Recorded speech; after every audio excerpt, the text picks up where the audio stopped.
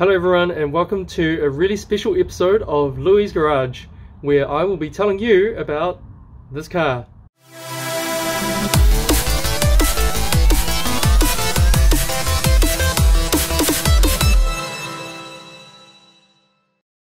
So this is a Lotus Exige S from 2008. It was built in 2008 and it was registered in the UK in 2009. And I've just purchased this car about a month ago. Some of you might have seen some of the photos that I posted on Instagram, and it is a little bit surreal, I have to say, to actually have this car in the garage, because it's kind of been one of my dream cars for a long time, and I never thought I would own one of these cars, to be honest. I never thought I'd own an Alfa Romeo 147 GTA or an E55 AMG either. But yeah, this is the latest addition to the fleet, and I'm going to show you around the car and kind of tell you a little bit about its history and a little bit about the story of me buying it. It was pretty much almost an accident as well, because I really thought that I wouldn't win the auction, but I put a bid in at the last minute, and it just happened to actually win the $1 reserve auction on Trade Me. So yeah, now I'm the proud owner of a Lotus Exige S. Bit of a pinch me moment, to be honest, because it is only just starting to sink in about a month after I've bought it that I've actually got a Lotus Exige S sitting in the garage, which is pretty crazy. Alright, anyway, let's have a look around the car, and I'll show you some of the features and show you some of the things I've noticed. I'll show you some of the work that needs to be done as well, because as usual it's a bit of a project car that needs a bit of work and a bit of attention, but that's part of the reason why I got it really cheap.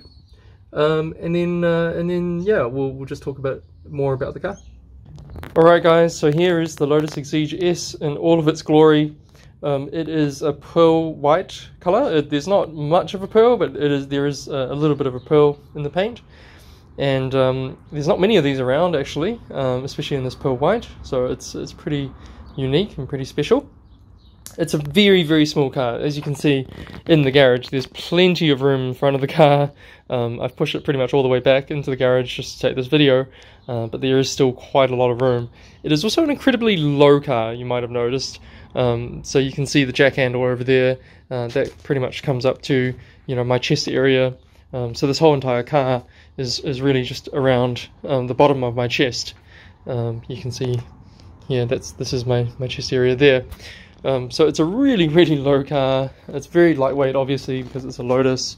And one of the reasons why I managed to get this car, I have to admit, is because it was actually crashed on track. Apparently here at Hampton Downs in Auckland. And I actually saw the original auction for this car when it was damaged, but I decided not to bid because I'd only just bought my E55 AMG. And probably a good thing I didn't, because I wouldn't have known anything about it, and I wouldn't have known how to put it back together or order all the parts that it needed because of the accident. Now the good news about the accident was there was no chassis damage. I double checked with the local Lotus expert here, who actually assessed the car after the crash, and he agreed that there was no chassis damage. It was all just body panels. The door was damaged here, the driver's door, and also the windscreen that needed to be replaced as well. So there were a few bits and pieces that needed to be done, but in general the car was actually in pretty good shape. Now the problem with these cars, especially in New Zealand, is that parts are very expensive, especially if you're just buying them off the shelf. If you're not in the trade, then they can be pretty astronomical in terms of price.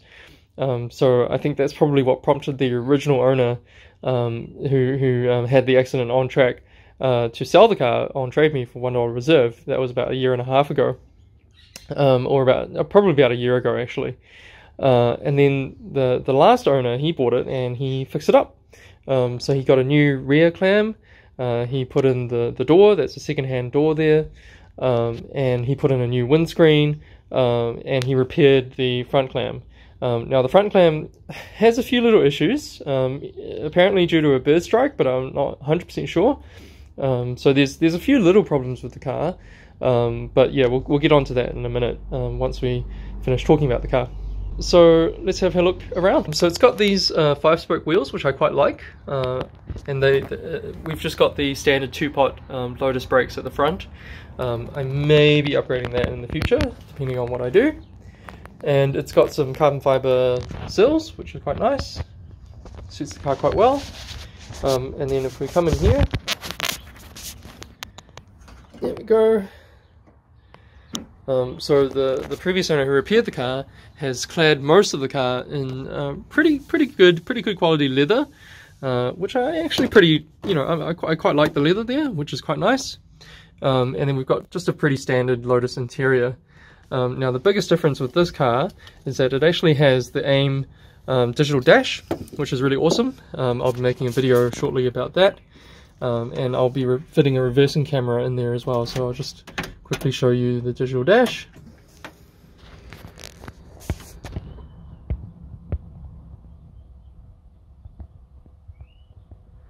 But yes, it is a very sparse interior for the Lotus. As you can see, it's basically just 2 seats and 4 speakers. The speakers are up here on the dash and also behind you, just behind the seat there. And there's really not much else. It does have electric windows. It does have a pretty rudimentary aircon / climate control system, and it has a really old Sony stereo, which I will probably be upgrading as well at some stage. But yeah, it's a Lotus. It's a Lotus Exige S, and so you wouldn't expect a lot of creature comforts in the interior here.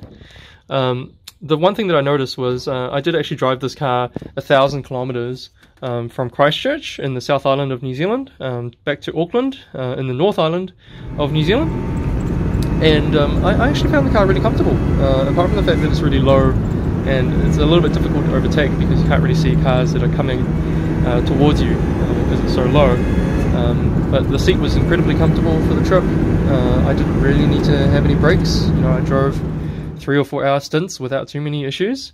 So yeah, I mean, it looks like it's a really tricky, difficult interior, and it's not going to be comfortable. But in fact, once you get in, once you're comfortable, it's really nice, and the seats are very supportive. And there's actually a little bit of padding. It's actually not too bad at all. And plus, the seats are really nicely shaped, so they contour to your back really well. So it's actually pretty comfortable. The only problem is obviously you've got the engine at the back, and we'll talk about the engine soon. And that was pretty loud. I think it is the stock exhaust, but the previous owner has taken out some of the muffler material and probably the catalytic converter as well. I'm not entirely sure about that, but we'll look at that in the future. And so that's affected the sound. Obviously, it's quite a loud car. Let's put it that way. So what we'll do is we'll start the car.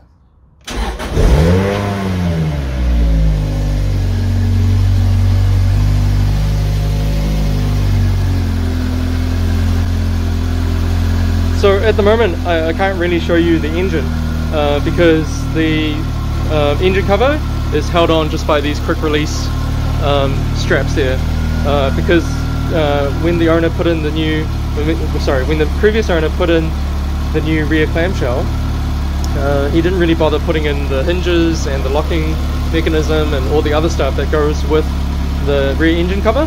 So this is where the boot is as well. So at the moment, getting into the boot is a bit of a mission, which is something that I'm going to hopefully rectify very soon. It's also got quite a large carbon fiber rear wing. The standard wing actually slots into these holes here, but the standard wing was broken during the accident as well. So again, the previous owners decided to put in a carbon fiber wing. I actually quite like it. I think the decals look really good as well, and so I'm probably just going to keep that for now. I don't see any reason to change it. It actually has really effective downforce as well, so that was definitely evident when I was driving it back from Christchurch in my 1,000 kilometer trip in a car that I hadn't even seen before. So that was quite an interesting trip as well. So here we come to the back of the car, which is pretty much dominated entirely by that huge carbon fiber rear wing, but everything else is pretty standard on the car. We've got the standard diffuser. I believe it's a standard exhaust at the back there as well. Needs a bit of a tidy up, and the exhaust tip is a little bit off angle, but yeah, everything's actually looking pretty good here at the back. and the car is currently running semi-slicks. So semi-slicks at the front and rear. We've got some Toyo R888Rs at the front, and some Nankang AR1s at the back, and I'll probably change the front ones to Nankang AR1s in the future as well. They do seem to work pretty well, and the reviews have been really good.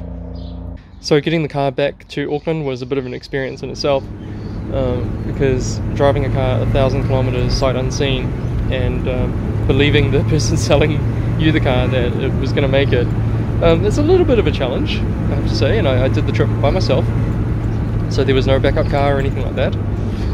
But because it's got a Toyota supercharged engine, it actually is pretty reliable apparently. And this car has a tune, and I've seen the dyno shoots, and apparently it's got 271 horsepower, and I believe that's at the wheels too. I'm not entirely sure what mods it has at the moment. It seems to be running the stock intercooler at least. But yeah, Toyota engine, Toyota drivetrain, so everything is actually really good, and it handled the drive no problems at all. There was basically no issues apart from obviously the rear visibility is a bit of a problem on this car, which I'm hoping to address soon with the reversing camera for the aim. But yeah, apart from that, it was actually really good. I did have a couple of scary moments driving with the semi-slicks in the rain, but it was alright. It was better than I expected actually, as long as you weren't going through a deep puddle or standing water. The tyres were actually perfectly fine in the rain, so that wasn't as big of a challenge as I thought it might be. Now on to the things that need to be done for the car. Like I said, it's a bit of a project, so there's always going to be stuff that needs to be done. So obviously the first item on the list is to get the boot opening properly. So that includes getting the hinges up there, which I think were the original items that were broken in the crash. And then we need to get the latches and the cable. The boot release cable is over here behind the driver's seat. So there's a little boot release lever just there. So that all needs to be reconnected. And then the aim dash, I mentioned that I'm going to be putting in a reversing camera, but also the odometer on the aim dash was not correctly set when it was put in. So apparently they can do this remotely. So I'm probably going to make a video about that as well, about setting up the aim and connecting to it via Wi-Fi, and then setting it up so that someone can remote in from the UK and help me program the aim to have the correct mileage, because otherwise the mileage just goes up and down, and it looks really weird on CarJam. So you might as well just make sure it's programmed correctly. Now apparently when you buy the aim, they should be able to do that for you, but for whatever reason the person who bought the aim dash didn't bother setting the correct mileage when they bought it. So now I have to fix that. What else that needs to be done on the car? You can probably tell that I've got this door panel off at the moment, and that's because the window was not correctly aligned properly with the door. So now I've got it sealing a lot better. It's not going to be perfect, but it's a lot better than it was before. And also this switch is actually moving the window up and down in the opposite direction, so this should really be up and down here, but instead this is down and this is up at the moment. So I need to sort that out as well. And the window was also not closing properly before, which was just a really simple adjustment of this bump stop. So that was pretty straightforward to fix. And then also I've got a really loose door lock as well. So you can see here that's really loose. And apparently it's because these tabs have not been installed correctly, or one of these tabs hasn't been installed correctly. And I've also mentioned that there are some issues with the front clam. So you can see here, there's a crack there. There's a bit of a break there as well. Sorry, here we go. And then we've got more cracking over here. So I would like to get that addressed if possible. I've also got a lot of work to do on this headlight because it probably took a little bit of a beating during the accident, and there's a bit of dirt and debris inside there as well, so I'll probably try and polish this headlight up a little bit and make it look a little bit better. before I start thinking about investing into new covers. Luckily it's just a cover here, it's not the actual headlight itself, so it's pretty easy to replace that. But yeah, those are the sort of the main things that I need to do, and then I've got a bunch of mods that I really want, and that's going to happen soon as well. So yeah, it's a really awesome project. I literally can't believe I've actually bought this car and this is mine. The performance is just incredible. Like, you know, just going through corners, it just eats them up like nothing. You know, you can go through them at whatever speed you choose. The acceleration is not brutal acceleration because, you know, it is a 1.8 supercharged car, even though it's quite light. It's not exactly throw you back in the seat sort of acceleration. But what you notice is just the speed, you know, the feeling of horizontal vertigo almost as it accelerates, and it just keeps going and going and going. For whatever reason, maybe it's because of the tune on this car, it does feel like it does have 270 horsepower. You know, it's really, really fast, and it gets up to some pretty incredible speeds pretty quickly. So yeah, it's a bit of a weapon, this car, that's for sure. I'm not really sure what the plan is at the moment for it. I probably will do a few more track days with this car now that I've done one in the 147 GTA. But I'm not in a rush to put it on the track because obviously it had a bit of an accident previously on the track. And so I don't want that to happen again. And I want to make sure that everything is checked out on the car, and I know the car really well before it goes anywhere near a track. But at the moment it is actually pretty sorted. I have to say I could actually just drive it as it is right now, but there's definitely a lot of things that I could improve and I could work on over time. But it's actually ironically probably the least project car of all the project cars that I've bought, because there is a pretty short list of things to do, and obviously a lot of mods that you can buy for these cars as well. Now the aftermarket community and the modding community and all the parts and accessories that you can buy is pretty incredible, I have to say. I don't think I've ever seen a car where you can literally change everything on it if you wanted to. You can even change the front clam on this car to look like a newer version of the Exige. So you can literally change everything on this car. But that's amazing for, you know, for something that you want to work on as a project. Something that you can add to, something that you can personalize and make it your own. So I'll definitely be doing some of that, you know, over the next few months. But at the moment, yeah, it's just mostly sorting out the small issues that I've found on the car. But yeah, it's an incredible car, and I'm pretty stoked that I was able to buy it for a really reasonably cheap price. And I forgot to mention as well that it's only done about 23,000 kilometers, so it's actually pretty fresh out of the factory. And yeah, it looks the part. Everyone, you know, waves at you. Everyone's taking photos when you're driving, so it's definitely not a low-key sort of car.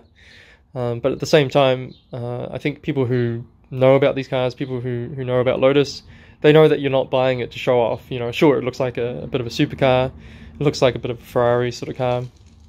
But everyone knows that if you buy one of these cars, it's not because you want to be fancy, you know, it's not because you want to look great, you know, going somewhere, because you won't. As soon as you try and get out of the car, you're going to look like a you know, a bit of a bit of an idiot, really. But in terms of the pure driving experience and just the rawness of the car, you know, because it's got no power steering. I don't think it's got assisted braking either, and it's just so raw. You know, you're sitting basically, you know, a few inches up from the ground.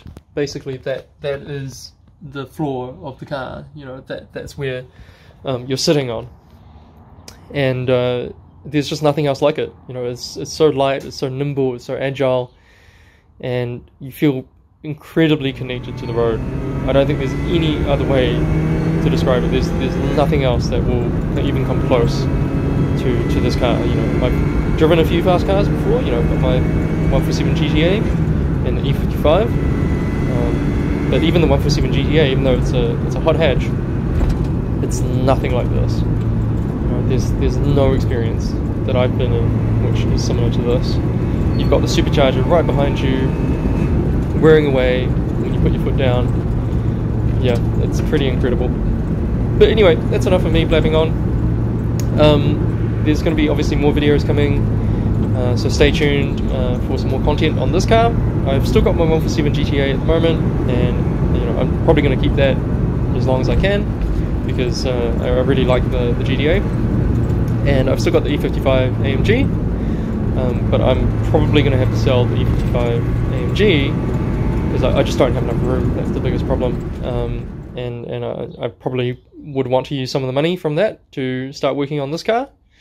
You know, that would make the process a little bit quicker.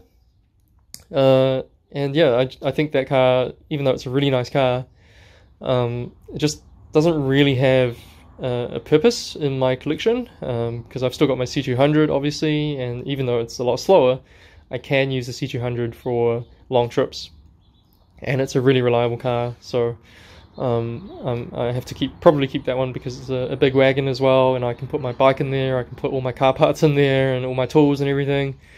So I'm thinking that E55 is probably going to have to go to a new home. But anyway, so that's the end of this episode. Thanks again for watching, and I hope to see you soon with more Lotus Exige S content. Alright, catch you guys later.